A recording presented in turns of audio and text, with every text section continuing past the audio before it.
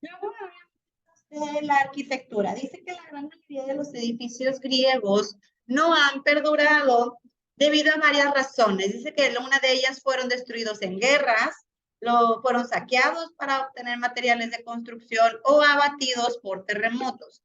Solamente un puñado de templos, tales como el Partenón y el templo de Festo en Atenas, de las 4 maravillas del mundo creadas por los griegos, no ha perdurado ninguna, como lo son la estatua de Zeus en Olimpia, el templo de Artemisa en Efeso y el Coloso de Rodas y el Faro de Alejandría.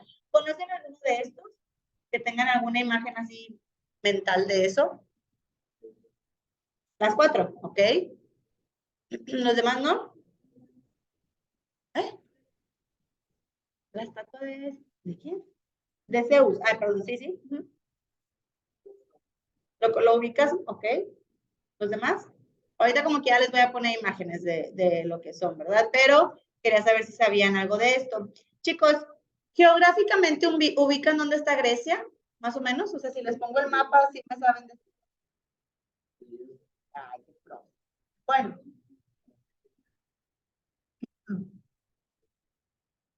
Depende de dónde lo estés viendo, si lo estás viendo así o si lo estás viendo así. Ok, ya vi que sí saben. Muy bien. Entonces, pregunta. La mayor parte del territorio de Grecia está rodeado de ¿qué? De agua, de islas de agua. Por lo tanto, muchachos, el terreno solía ser, no sé si todavía, pero en estos años, chicos, solía ser como muy inestable por obviamente el agua que tenían ahí tan cercano. Entonces eran muy propensos a estar teniendo terremotos constantemente, que se han caído para qué lado, ¿no? Porque sí, aparte el territorio es como que en alto, entonces se han caído, se han abatido, y más aparte las guerras que las han destruido y demás. Ojo, chicos, no digo que los arquitectos no supieran hacer su trabajo como tal, pero obviamente estamos hablando de hace muchos siglos que no tenían la tecnología que tienen hoy en día. Hoy en día, muchachos, ¿cómo le hacen para que un edificio tan alto, por ejemplo, en San Pedro, no se caiga? ¿Qué le ponen?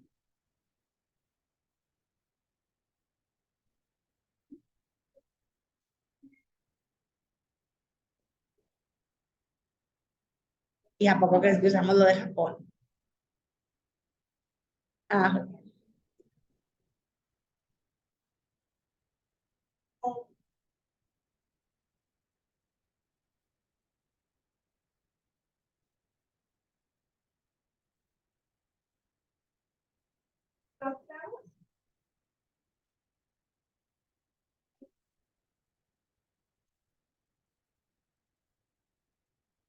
a bailar.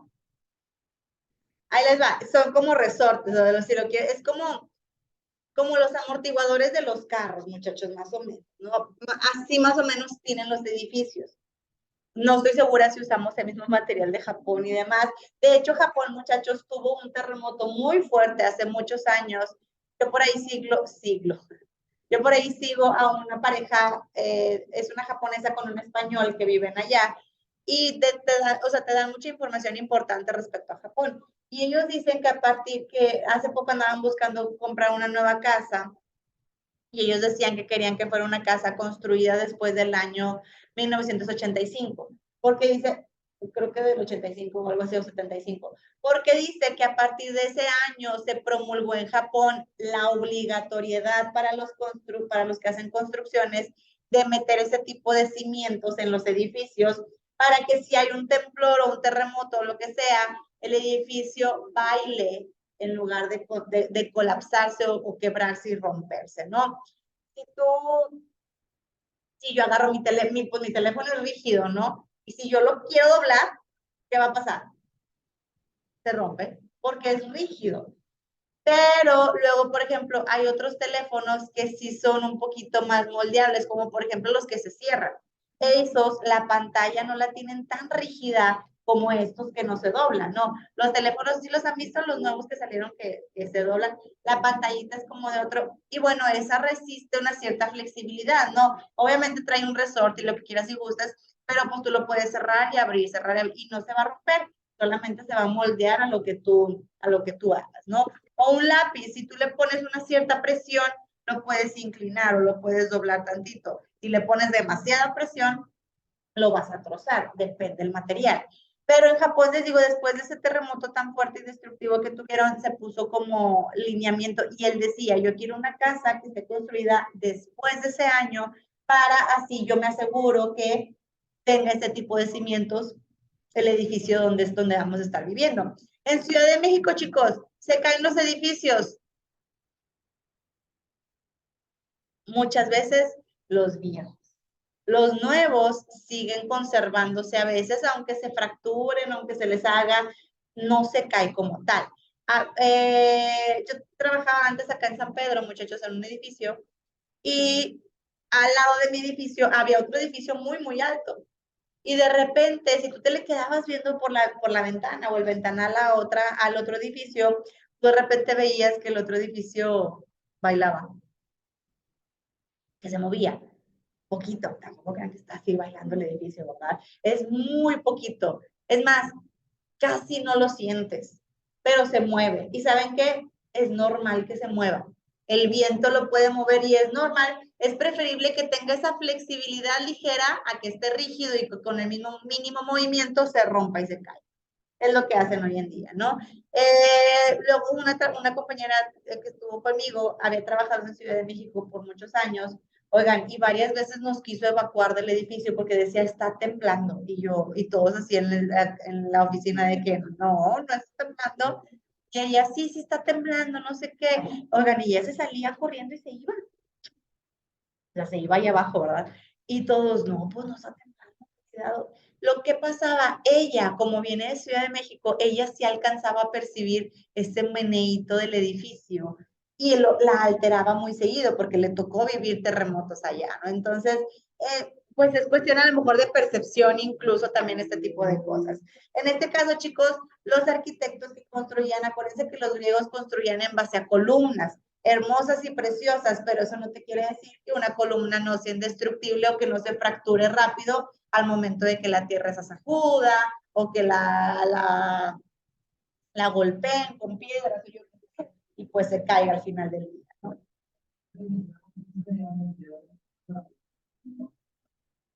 Según sé, la torre inclinada de Pisa no estaba inclinada y se ha ido inclinando porque el suelo tenía como algo parecido a Ciudad de México. Han entrado a la catedral que está ahí al lado del Zócalo. Está un poquito inclinada y el piso está como de borditos, porque se supone que toda esa parte de Ciudad de México fue construida sobre agua. Entonces que los cimientos están un poquito como que se ablandan de repente con la humedad que hay abajo y por eso empiezan como que a sumirse un poquito los edificios. La catedral la han restaurado un chorro de veces y aún así se inclina o aún así se sume un pedacito. Yo creo que un día se va a caer, ¿verdad? Pero le pasó eso a la Torre de Pisa, ¿no? Como que los cimientos no estaban tan bien y se fue cayendo. Hay especialistas incluso que dicen que se va a caer. O sea, que va a llegar un momento en el que se va a caer esa torre, pero pues bueno, ahí sigue estando también todo eso. Entonces, chicos, no es que no supieran, sino que la tecnología que tenían en esos años, pues no era tan avanzada como lo podemos ver el día de hoy. Luego vamos a hablar del templo griego. Dice que la diferencia principal del templo arcaico al templo prehelénico es que se hace el alma de la ciudad, es decir, antes los palacios eran a su vez refugios para los ciudadanos en caso de guerra. En la época arcaica son los conjuntos de templos, es decir, la acrópolis, que es la casa del dios, y el refugio de los ciudadanos, ya que estaban situados en la colina y además estaban fortificados probablemente para las utilidades de antes. Es decir, antes tenían guerra, había guerrilla o algo, y todos corran al templo que está allá en la colina y allá podían vivir meses, porque había actividades, había comida, había para hacer, mientras las personas se refugiaban allá. Las ceremonias, dice, cualquiera pese su importancia, se realizaban fuera de los templos para que el olor de los sacrificios llegase al de la cocina, para que esta se agradeciese y les diese buenas cosechas. Obviamente están diseñados los templos para que los sacrificios fueran adentro, chicos, pero luego se da una idea de que si los sacrificios eran afuera, el olor y el sacrificio todo les llegaba mucho más rápido a los dioses.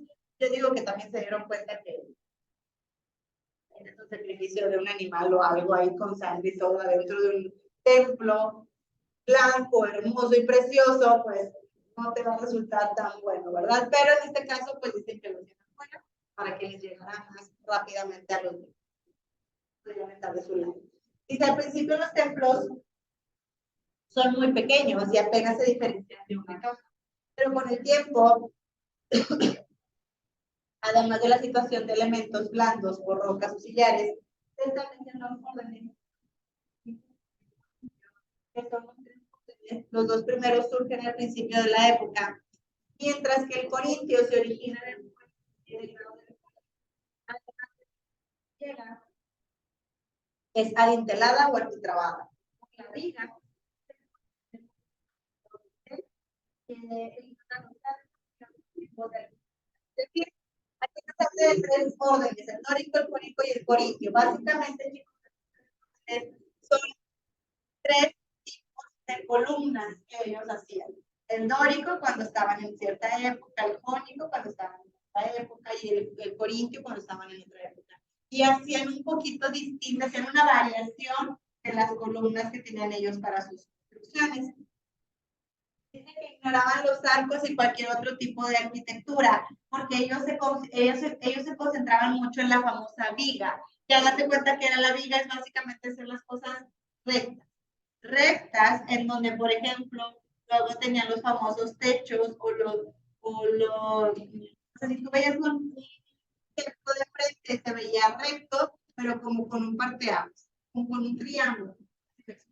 Pero eso, lo de abajo, es la famosa viga que ellos utilizaban para darle soporte al edificio y que no se les fuera a caer. Luego, ok, vamos ahorita, dice la planta. El templo se accede por el pórtico que está entre dos columnas que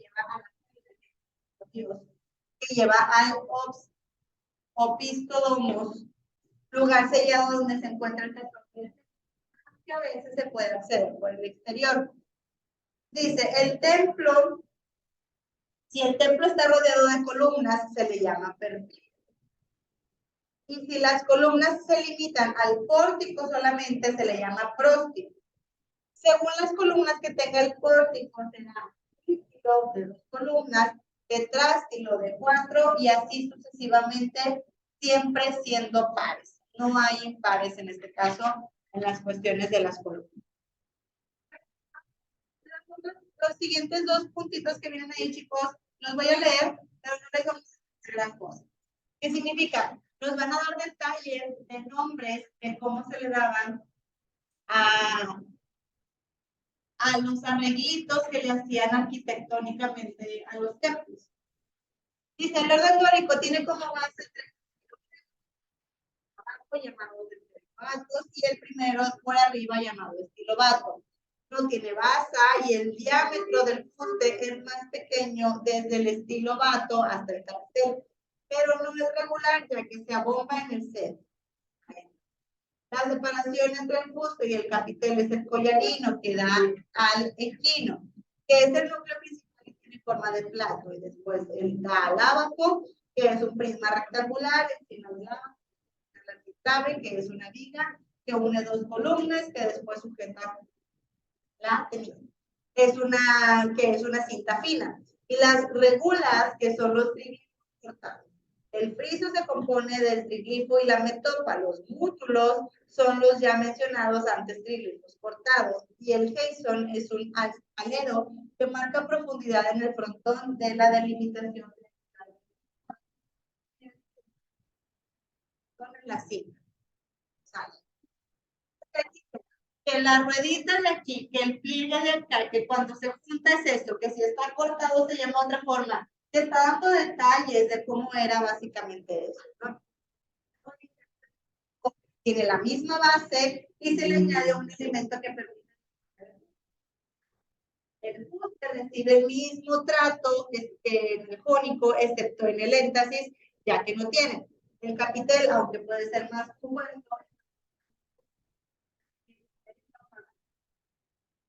y no se le da tanta importancia como antes. El arquitrabe pasa a tener 3 bandas horizontales que se llaman faciae y que rebasan cada una de las inmediatas inferiores. El friso es un espacio liso de los demás elementos son iguales que el dórico. Ahora, habla respecto a esculturas. Dice, todas las esculturas y obras de arquitectura que han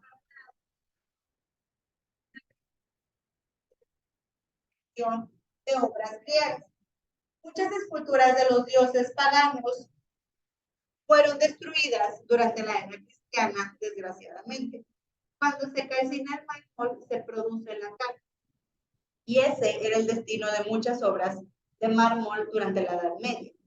Durante ese mismo periodo, debido a la escasez de metales, la mayoría de las estatuas de bronce eran fundidas. Actualmente, muchas de las obras que hoy tenemos son copias romanas. Es decir, les fue como en feria con las esculturas. Como eran lo que hoy en día conocemos como paganos, o lo que en la época cristiana, muchachos, era básicamente la adoración de otros dioses que no fueran Cristo. ¿Okay? Para la importancia. No había otra cosa. Entonces, llega la era cristiana, llega la era oye, estás adorando chivas, cabras, o lo que tengas ahí como Dios, y te las quemo. Porque al quemártela es un acto de Dios, que Dios está diciendo que lo haga. Entonces, quemamos todo. Y como había muy poca la cuestión de otros tipos de esculturas, pues lo que hacían era fundirlas. Ay, sí, decía, espérate, no, lo fundo y lo transformo nada más, ¿verdad? Ya que no sea una estatua adorando a un dios, sino que ahora sean vasijas, no sé, lo que voy a cocinar o lo que vamos a tener ahí. ¿No? Súper porque sí lo puedes tener muy bien la temperatura de una estufa, por así llamarlo, ¿no? Entonces, eso es en cuanto a esculturas, muchachos. Básicamente, los romanos veían y podían generar ciertas copias en los años posteriores, ¿ok? Lo que hoy vemos como estatuas griegas o lo que simula ser lo griego, realmente a veces son copias que hicieron, pero los romanos. Los romanos sí alcanzaban a ver las estatuas y más adelante o años más adelante produjeron algunas copias de estas mismas, cuando ya todo lo de la religión se cambió. Acuérdense que hubo un tiempo en el que estuvo súper feo, que más adelante vamos a hablar de eso, y luego ya llegó un punto en el que, ok, bueno, ya, cada quien crea en lo que quiere, cada quien profese lo que quiera profesar, tal como estamos hoy en día, ¿no? Que cada quien quiere decidir qué hacer con su situación religiosa. Luego dice, materiales y técnicas de griega, ¿me ayudan a leer, por favor?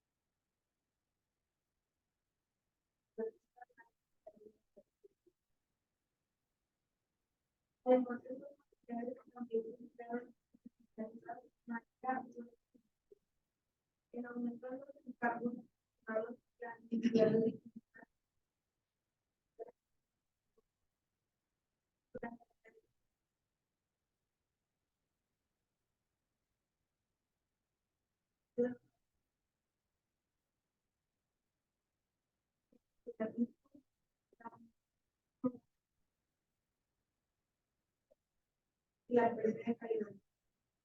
¿Okay? Muchas,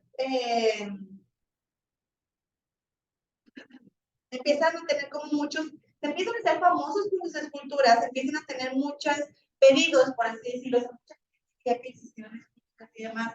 Ya de cuando dices, híjole, tengo muchos pedidos, pero tengo pocos artistas que puedan hacer esas esculturas. Oye, ¿tú le sabes a esto? Entonces empiezan a poner a gente a hacer esculturas o a hacer arte que no precisamente son artistas. No es lo mismo que te la haga el artista, que sabe qué está haciendo, a que te la haga el que está viendo cómo la hace el artista. A lo mejor, pues él no es el artista como tal, pero pues si tú ves la escultura dices, no, es amable, ¿no? Entonces véndela. Entonces empieza a bajar la calidad de este tipo de esculturas también. Temas de la escultura griega. Los temas principalmente de la escultura griega fueron los principales mitológicos, héroes y batallas. Atletas ganadores de los Juegos Olímpicos. Dice que estos tres temas y se fueron añadiendo otros más. Chicos, los primeros Juegos Olímpicos se dieron en Grecia y se daban como una connotación distinta a lo que lo hace con los Juegos Olímpicos, pero al final del día era un momento de paz, aunque hubiera caos en todas las ciudades o en todos los alrededores, si se iban a celebrar los Juegos Olímpicos, era como que, a ver, algunos días o unas semanas de paz para que se lleven a cabo estos Juegos y luego ya nos seguimos desgreñando. Dioses y escenas mitológicas, menciónenme dioses.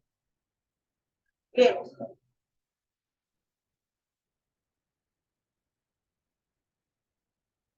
Era. Ok, muy bien. ¿Saben muchos?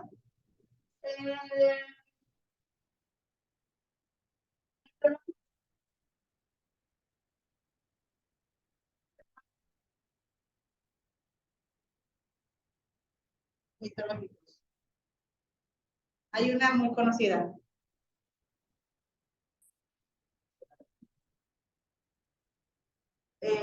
Personajes mitológicos. Medusa.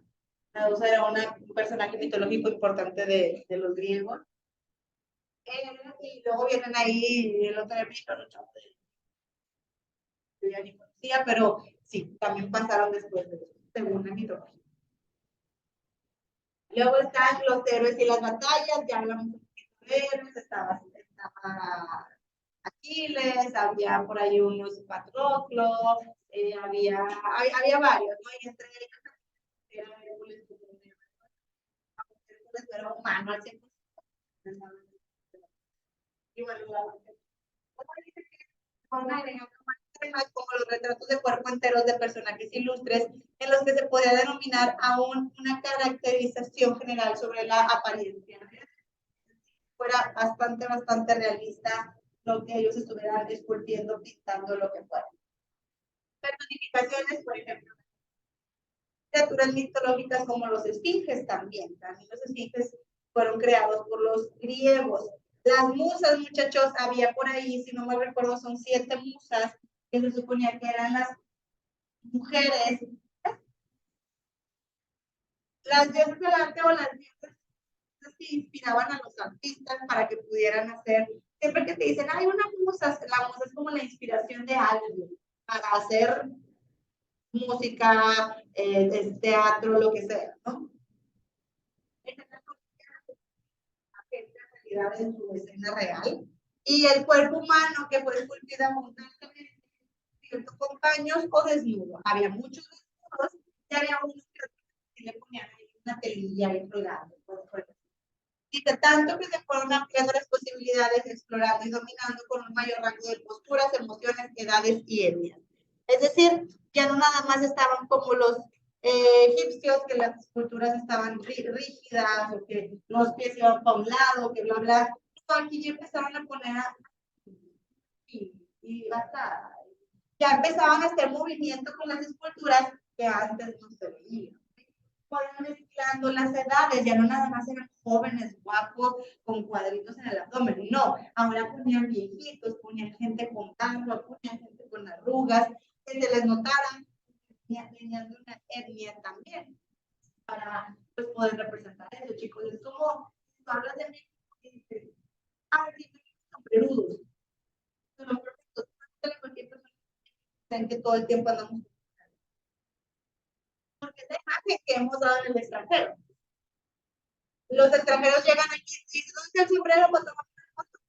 Y en los restaurantes mexicanos donde van muchos extranjeros siempre tienen los sombreros para que los gringos se tomen sus famosas fotos, ¿no? En este caso, chicos, tú a lo mejor puedes decir, oye, México no somos nosotros actualmente, a lo mejor son los mayas, los olmecas, y esos ya se consideran etnias también, ya se consideran tribus que existieron desde, que existen, pero que existieron desde hace muchísimos años, y pues quieran que no, traemos algo de eso, ¿no? Ahí nuestra población ha ido saliendo de la de muchas de estas cosas.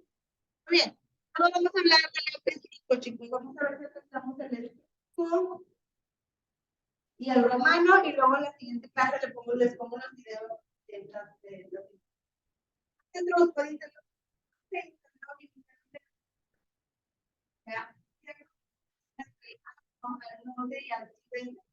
al sur y al mar Tirreno al oeste.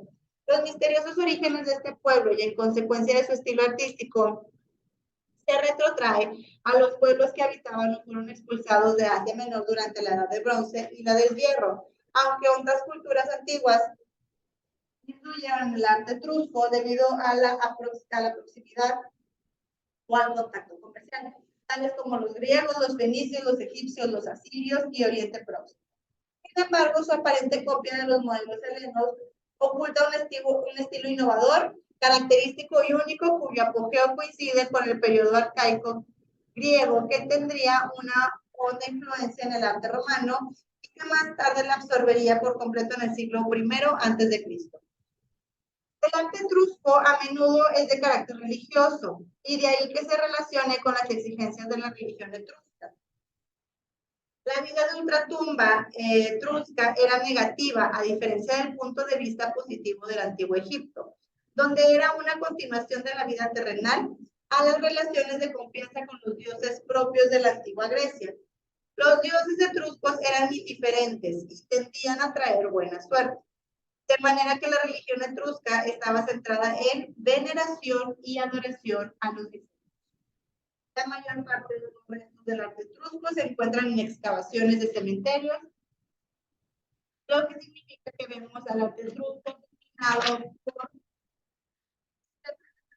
la religión y en particular el culto funerario, sea o no ello reflejo y verdadero. El arte etrusco fue la forma de arte figurativo producido por la civilización etrusca, que se desarrolló en el norte de Italia entre el siglo IX y el siglo II a.C. El arte relacionado tanto como la pintura en los frescos como la escultura. Destaca en particular esta última.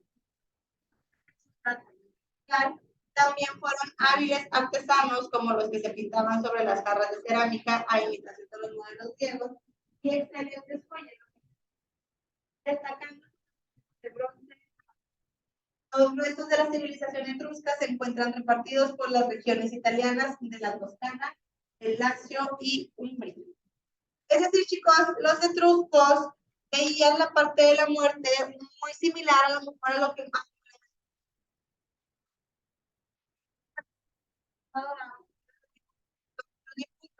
pero no creemos que nos va a traer malas suertes, creemos que los dioses nos van a castigar. Ellos creían que los dioses eran de buena suerte, que los dioses estaban para hacer cosas buenas, y ellos eran la parte de la adoración o de los tributos a los que ya están vivos, ¿no? Tal vez por ahí tenían algún otro tipo de creencia en cuanto a los difuntos, pero esto era lo que ellos hacían. Dice que también, bueno, que eran excelentes joyeros, chicos. Yo les digo que eran excelentes joyeros, significa que tenían materiales, por lo cual eran comerciantes, ¿ok? Ellos iban, compraban, trabajaban, hacían, creaban y volvían a vender. Entonces, obviamente, esta parte de la venta les generó mucho.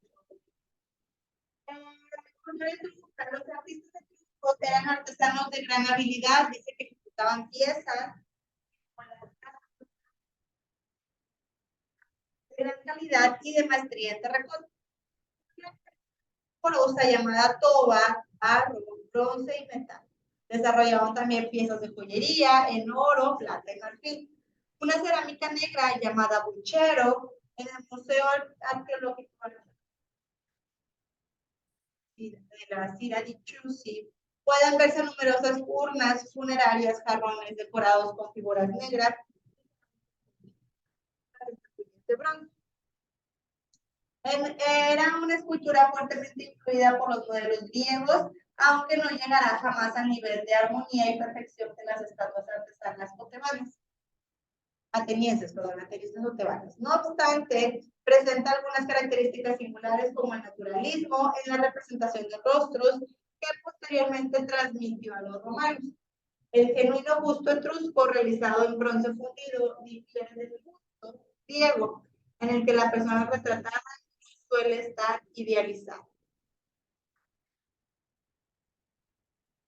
El famoso buchero, que es la cerámica negra. Si ustedes no lo tienen a la mente, recuerden en los museos normalmente vamos a ver este tipo de cerámica negra, hecha plato, hecha alguna artesanía, hecha diferentes cosas, una figura de un animal, por ejemplo, que es similar a la cerámica normal, solamente que en color negro ya se le da el nombre de puchero, así como. ¿Okay? Y por último, desde que estas han llegado a los tiempos modernos, ser parte son frescos murales de tumbas y principalmente de Tarquina. El hombre etrusco vivía plenamente la existencia terrenal, confiado en una vida. Y que su arte así lo confirma, porque están dedicadas casi en exclusiva a la creencia del más allá. Entonces, los egipcios te morías y ¿qué pasaba? Te adoraban, te ponían riqueza, joyas y justamente te vas a regresar en algún momento. Los decían, nos vamos a morir y nos vamos a ir de este plano terrenal. Me suena muy parecido a lo que la religión hoy en día católica y cristiana te mueres de pozo y algún día, en algún momento, vas a tener una vida dichosa allá en un espacio maravilloso y bla, bla, bla, bla, bla. Entonces, vivo tranquilo, vivo feliz aquí y en algún momento cuando me muera, voy a vivir todo, espíritu o como quieras, alma, pero voy a vivir en otro lugar con cierta tranquilidad o ciertas dichas también. Muy bien. Déjenme ver si les